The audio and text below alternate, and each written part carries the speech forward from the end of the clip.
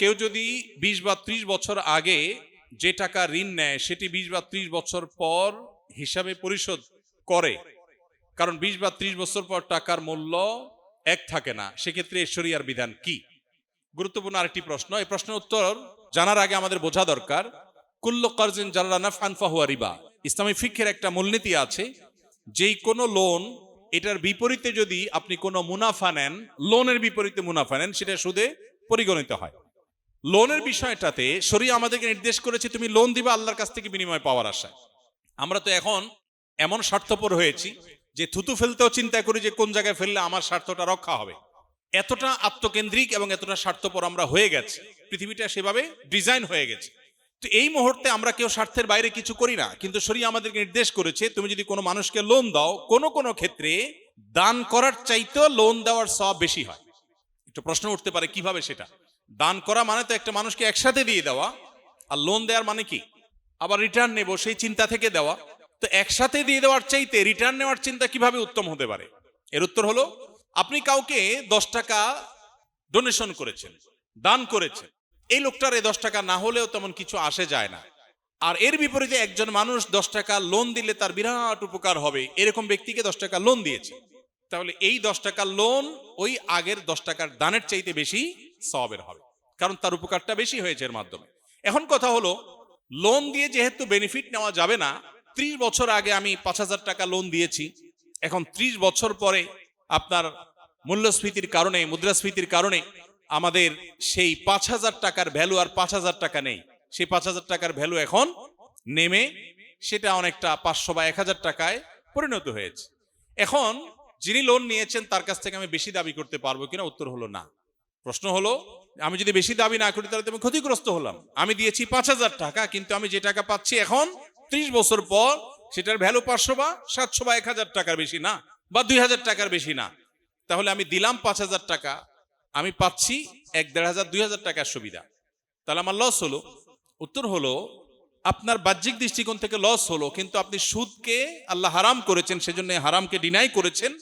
এজন্য 1 বা 1,500 টাকা আপনি ক্যাশ পেয়েছেন, আর যেটুকু আপনি ক্যাশ পান নাই, ক্ষতিগ্রস্ত হয়েছেন, ওইটুকুর কারণে আল্লাহ তাআলা আপনার আমল নামাতে সওয়াব দিবেন। ইমানদাররা হারাবার কিচ্ছু নেই, সবকিছুই তো দুনিয়াতে না, অনন্তকালের যাত্রা তো পড়ে আছে। সো এই জায়গাটাতে আমাদেরকে স্যাক্রিফাইস করতে হবে। তবে যিনি ঋণ পরিশোধ করছেন তিনি যদি নিজে থেকে বাড়িয়ে দেন সেটা জায়েজ আছে, এটা আমরা অনেকেই জানি না। কেউ যদি ঋণ গ্রহণ করবার পর পরিশোধ করার সময় যিনি ঋণ দিয়েছেন তাকে নিজে থেকে তিনি কিছু বাড়িয়ে দেন, সেটা গ্রহণ করা জায়েজ আছে। আর যদি চুক্তি করা হয়, দাবি করা হয় যে আমি তোমাকে আগে দিয়েছি, এখন মুদ্রাস্ফীতি হয়ে গেছে, সো আমাকে বেশি দিতে হবে, তাহলে সেটা সুদে পরিগণিত হবে। আমরা আল্লাহর প্রতি যেভাবে ধারণা করি আল্লাহ আমাদের সাথে তেমন ব্যবহার করেন। আমাদের অন্তর শয়তান দ্বারা আক্রান্ত, তাহলে কিভাবে উত্তম ধারণা করব? শয়তান দ্বারা আমরা আষ্টে পৃষ্ঠে বাধা, যার ফলশ্রুতিতে আল্লাহর প্রতি সুধারণা আমাদের মধ্যে আসে না। তাহলে কি করতে হবে? শয়তানের সাথে ফাইট করতে হবে। আল্লাহ তাআলা কোরআনে কারিমে স্পষ্টভাবে আমাদেরকে শয়তান চিহ্নিত করে দিয়েছেন এবং শত্রু চিহ্নিত করে দিয়েছেন। আল্লাহ বলেছেন যে শয়তান তোমাদের জন্য শত্রু, ফাত্তাখিযুহু আদুওয়া, শয়তানকে শত্রু রূপে ট্রিট করো, শত্রু হিসাবে চিহ্নিত করো এবং গ্রহণ করো, শত্রু জেনে তাকে তার বিরুদ্ধে তোমরা ফাইট করো। এই নির্দেশনা কোরআন আমাদেরকে দিয়েছে, কিন্তু আমরা শয়তানের বিরুদ্ধে লড়াই করি না।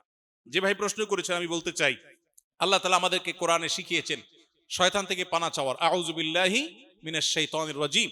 এই দোয়ার মাধ্যমে আমরা শয়তান থেকে পানাহ লাভ করব ইনশাআল্লাহ। আপনি হয়তো বলতে পারেন যে ভাই মুখে আউযুবিল্লাহ বললে শয়তান থেকে বেঁচে যাব।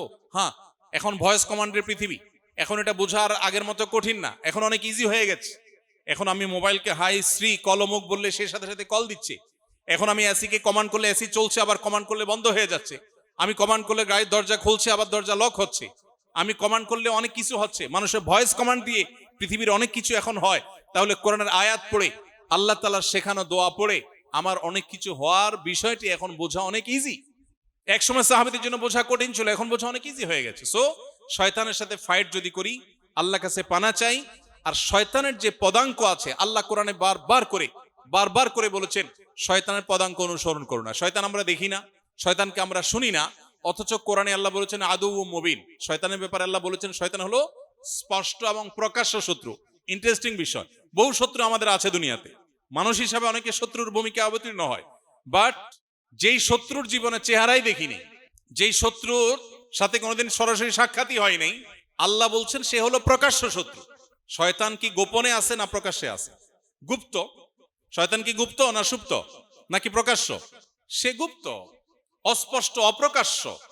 কিন্তু এই লুকায়িত থাকা, অদৃশ্য থাকা শয়তানকে আল্লাহ বলছে স্পষ্ট শত্রু। বাহ্যিক দৃষ্টিকোণ থেকে একটু কন্ট্রাডিক্টরি মনে হয় না? যাকে দেখি না সে আবার স্পষ্ট কিভাবে?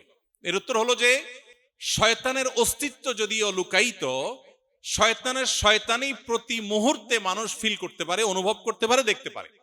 আপনি দেখবেন নামাজ পড়তে ভাল লাগে না, গান শুনতে ভাল লাগে। আপনি দেখবেন হালালের প্রতি টান নাই, হারামের প্রতি টান আছে। আল্লাহ যেটা বৈধ করেছেন ওইটা আপনার ভাল লাগে না, অবৈধটার দিকে টান হয়। এখানে শয়তানের উপস্থিতি আপনি অনুভব করতে পারবেন প্রতি মুহূর্তে। আপনার মনের ভিতরে যে কুমন্ত্রণা আসছে এটা শয়তানের অস্তিত্বকে জানান দেয়। এই জন্য শয়তানের বিরুদ্ধে লড়াই করা, পানা চাওয়া নবী আলাইহিস সালামের শেখানো পদ্ধতি, এটা যদি করেন তাহলে আপনার মধ্যে সেই নেগেটিভিটি কেটে যাবে ইনশাআল্লাহ। আমি সবার থেকে এবং সবকিছু থেকে আল্লাহকে বেশি ভালোবাসবো কিভাবে, কি কি আমল করব, আল্লাহকে সব থেকে বেশি ভালোবেসেছি এটা বুঝবো কিভাবে? যদি আপনার যে কোনো ক্ষেত্রে আল্লাহর বিধিবিধানকে আপনি সবকিছুর উপরে রাখেন, অন্য সবকিছুর সাথে কম্প্রোমাইজ করেন, কিন্তু আল্লাহর ক্ষেত্রে কোনো কম্প্রোমাইজ নেই, তাহলে বোঝা যাবে আপনি আল্লাহকে সবচেয়ে বেশি ভালোবাসেন। ইন্নাল মুহিব্বা লিমান ইউহিব্বু মুতিউ। কবি বলেছেন কেউ কাউকে ভালোবাসলে তার প্রমাণ হলো তার আনুগত্য করবে, তার কথা শুনবে। অতএব আল্লাহর ভালোবাসার প্রমাণ হলো আল্লাহর আনুগত্য। এখন সবার চাইতে আল্লাহকে কিভাবে ভালোবাসবেন?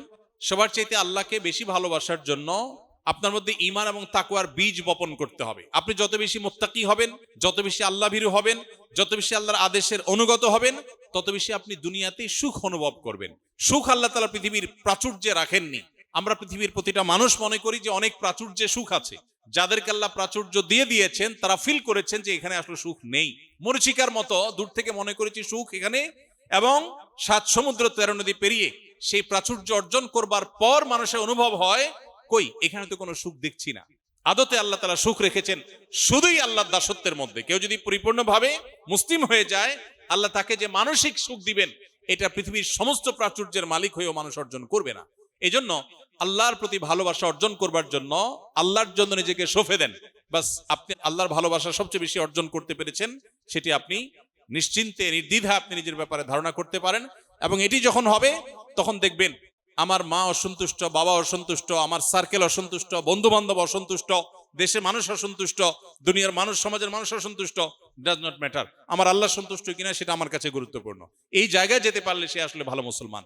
সমাজে আমি আবারও বলি মুসলমানে ভরা, কিন্তু ভেজাল মুসলমানে ভরা। সেই মুসলমান নেই যে মুসলমান সত্যিকারের মুসলমান, যে সত্যি আল্লাহর আনুগত্য প্রদর্শন করে তার সমস্ত কাজ করবে। আল্লাহ আমাদের সেরকম মুসলমান হওয়ার তৌফিক দান করেন।